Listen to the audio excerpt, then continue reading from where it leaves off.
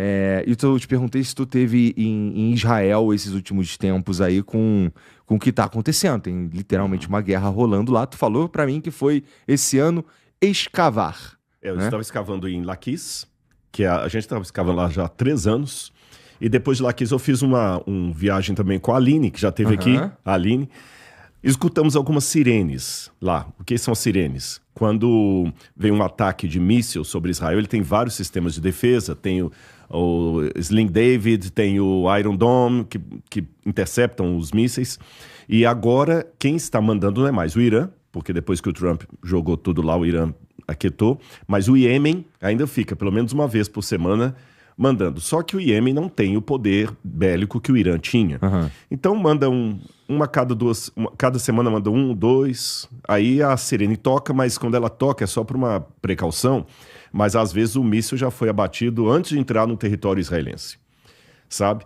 Então tu tava suave lá. tá suave. Nas escavações lá nós escutamos a sirene 3 vezes, depois quando eu voltei com a Aline uma vez apenas. Eu não sei como é que está agora, tem 2 ou 3 semanas que eu voltei de lá. E as pessoas continuam tendo a vida delas normalmente. Em Gaza, realmente, a coisa tá complicada, tá esquisita. E a gente está pedindo a Deus que esse conflito termine logo, que liberem os reféns, que pare os ataques também a Gaza e tudo. Mas é muito difícil você, dentro de um escritório, emitir opiniões sobre um conflito que você não está lá, não está no dia a dia. E tá muito longe também, lá do outro lado. Lá do outro lado. E a cabeça, uma coisa que o pessoal não entende no Brasil também, é que a cabeça do pessoal do Oriente é diferente da cabeça do ocidental. Isso é difícil em muitas coisas, das pessoas entenderem. Em muitas coisas. Então, às vezes, a gente julga com o nosso código de valores coisas que para eles não é aquilo e para a gente você tá entendendo? Então tem uma série de elementos assim que devem ser colocados. É triste, e não é só lá, né? Nós estamos tendo também a Rússia com a Ucrânia. Tem mais guerra também, na África. Exatamente, temos uma situação conflituosa aqui na Venezuela também. Temos as guerras não bélicas, mas que são guerras de palavras, com assassinato de reputação. O mundo está de cabeça para baixo. Tá certo? Isso é uma realidade. Isso é interessante. Eu ia te perguntar sobre como não a técnica, mas, por exemplo, você falou que estava lá escavando. Vocês estão procurando alguma coisa específica ou vocês estão escavando uma área para ver o que acha? As duas coisas. Só que o procurando uma coisa específica é bom explicar. Porque o pessoal tem uma ideia de escavação arqueológica à la Harrison Ford, Indiana Jones, né? Ou pensa que a gente coloca a pá. Eu lembro que até um cara que admitiu pra mim que ele depois passou a me respeitar, mas ele pensava que era assim, era o Pirula. Ele pensava que era uma coisa meio assim, a Hollywood, que eu colocava a pá na picareta, na mochila, ou a picareta, aí eu ia com a Bíblia debaixo do braço, chegava lá, bom, foi aqui que teve a batalha de Davi com Golias. Aí escavava, encontrava 5 pedras, provei. Não é assim, o trabalho é científico, é metódico, é demorado, tá certo? E essa escavação que nós estamos fazendo em Laquis, ela começou nos anos 1930. E até hoje estamos escavando lá. E o que nós estamos procurando nesse caso? Nós estamos querendo ver se há indícios de um reino unificado de Davi. Essa é uma temática muito importante. Né, esses dias eu vi um camarada da internet aí falando contra, eu falei assim, não, porque todo mundo sabe que é o mítico reino de Davi. Eu falei, não, ele não escava lá, ele não sabe o que ele está falando, né? Hoje nós temos evidências que o reino de Davi unificado existiu, evidências muito fortes arqueológicas. Eu vou dar alguns exemplos para você. Algumas das críticas que o pessoal falava que Laquis não podia ser uma fortaleza daquela época, porque eles diziam assim, olha, essa cidade não era amuralhada na época de Davi, Salomão e Roboão. E a Bíblia fala, por exemplo, que Roboão fortificou as muralhas de Laquis. Só que desde os anos 1930 até agora não tinha encontrado a muralha correspondente à época de Roboão. E muitos críticos da Bíblia trabalham com assim, a ausência de evidência e evidência da ausência. Você tá entendendo? Então, quer dizer, não é por aí. Aí nós encontramos lá uma muralha, no nível 5. O que é o nível 5? O nível 5 é o seguinte, imagina que aqui você tem uma cidade, essa lata aqui é uma cidade construída, e aqui tem casas, ruas, praça e tudo mais. Aí vem guerra, terremoto, abandono, ação do tempo, essa cidade é abandonada e destruída. O monturo dela fica aqui. Depois chega outro grupo, e faz um assentamento acima, porque não tinha um trator para sair limpando tudo. Aí repete-se o processo, guerra, terremoto, destruição, aí vem outro grupo. Com o passar do tempo, você vai fazendo camadas de assentamento. Então, quando a gente escava, você está escavando literalmente um bolo arqueológico, igual o bolo de aniversário mesmo, tem a camada de chantilly, chocolate, massa. Você vai escavando, o que está mais embaixo é mais antigo. O que está em cima é mais recente.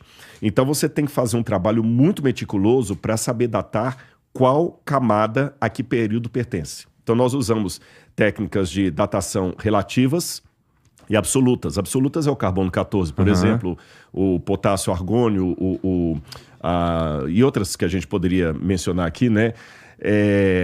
A termoluminescência, pela cerâmica, o tipo da cerâmica que você encontra, os estratos. Então, o nível 5 equivale àquilo que, em linguagem arqueológica, eu chamaria de período do ferro 2. Falando em linguagem bíblica, 730 a.C., ou linguagem histórica, não bíblica. Aí, o que a gente fez? Como é que você vai saber que aquela pedra é daquele período? Primeiro, a gente analisa a cerâmica que foi encontrada ali. E além da cerâmica, hoje existe uma coisa que ajuda demais na arqueologia, que são novas técnicas de carbono 14, que você precisa apenas de uma amostra desse tamanho aqui, olha. Vou colocar aqui, olha, para datar. Porque o problema do carbono 14 é que ele destrói a amostra. Então, como é que eu vou, por exemplo, datar os manuscritos do Mar Morto? Mas se hoje eu preciso apenas de um pedacinho assim, então eu consigo datar a argamassa daquele muro apenas pelo resto de palha que está ali no reboco. Entendi. Que a palha é material orgânico. Com carbono 14 você data o material orgânico.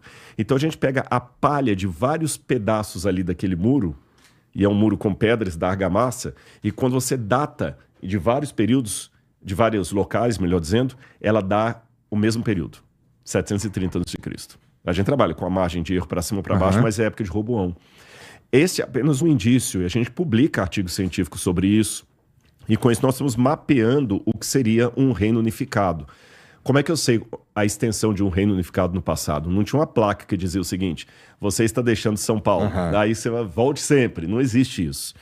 Mas você tem algumas fortalezas de fronteira, isso é interessante observar. A mudança de arquitetura de um lado para o outro. Por exemplo, não sei se você já veio de carro da Bahia para Minas Gerais ou de Minas para o Espírito Santo, Nunca você fui. cruzou de um estado para o outro, você nota, principalmente no interior, muito diferente o estilo de construção das casas. Tá, é verdade. Por exemplo, a galera que está assistindo a gente, pega o interior da Bahia e compara com o interior do Rio Grande do Sul. O estilo de casas é bem diferente. Pega Goiás e compara com o Rio de Janeiro, é outro estilo. Então a gente analisa a mudança de arquitetura. A gente analisa também se há fortalezas de fronteira mantendo a mesma arquitetura. Se essas fortalezas estão mantendo a mesma arquitetura, é porque aqui estão os limites daquele império. Aqui já mudou. É uma capital com um palácio, e nós temos isso em Jerusalém. É o mesmo padrão religioso, o mesmo padrão linguístico, elementos políticos. Então hoje nós temos argumentações arqueológicas para dizer que tem um império, um reino unificado de Davi. Por isso que eu me surpreendi quando eu vi um corte de um amigo meu que estava sendo afrontado por um acadêmico num podcast, falando assim: ô, meu amigo, você está sendo tomado pela... Até interessante, com todo respeito. O cara fala com todo respeito, fala assim: você está sendo tomado pela ilusão da sua religião. Que, se está falando de ilusão, você não está tendo todo respeito? Para de ser hipócrita, né? E aí falou o seguinte: você está baseado no mito do reino de Davi. A ciência já mostrou que isso é um mito. Que ciência? Porque eu estou trabalhando com ciência, você entendeu? Com métodos adaptados agora, é lógico. Dentro do método científico tem debates. Tem debate na própria medicina. Vai ter, ou no próprio direito. Eu estou com um advogado aqui, ele sabe disso. Às vezes tem um camarada que vai falar que aquela ação é constitucional e vai ter um outro jurista que vai falar que não é constitucional. Não, é comum, a gente viu, inclusive, recentemente aí, opiniões incrivelmente divergentes, mas extremamente embasadas. Exatamente. Né? Então... Agora, não é correto, porque você está apresentando uma opinião diferente da minha, eu falar que você não é científico. E também, só leigo que fala assim: a ciência provou que... Não, isso eu aceito para uma matéria da revista super interessante, mas não para um camarada que se diz acadêmico. Porque a ciência não diz nada. Quem diz são homens e mulheres que trabalham com método científico. e às vezes a divergência. Então também não estou querendo com isso dizer que 100% dos arqueólogos validam o que eu estou dizendo aqui. Eu estou sendo coerente. Pode ser que você vai encontrar com um arqueólogo israelense que ele vai negar. Não existiu o reino unificado de Davi. Tudo bem, ele tem o direito de negar, mas ele não pode falar que a ciência provou ou que eu não estou sendo acadêmico ou científico. Ele pode falar assim, o Rodrigo tem uma visão acadêmica diferente da minha. Então a gente quer trazer isso para o Brasil porque passa uma ideia de que Bíblia é livro apenas para Zé Ruela, para lembrar os Simpsons lá, né? Para cara que não pesquisa, que não é acadêmico. Ou seja, já tem gente que perguntou assim, como é que esse cara tem um doutorado pela USP e ainda acredita na Bíblia, né? Eu pensei, como é que você só fica com esse mundinho do ceticismo achando que ele abarca todo o saber do planeta Terra?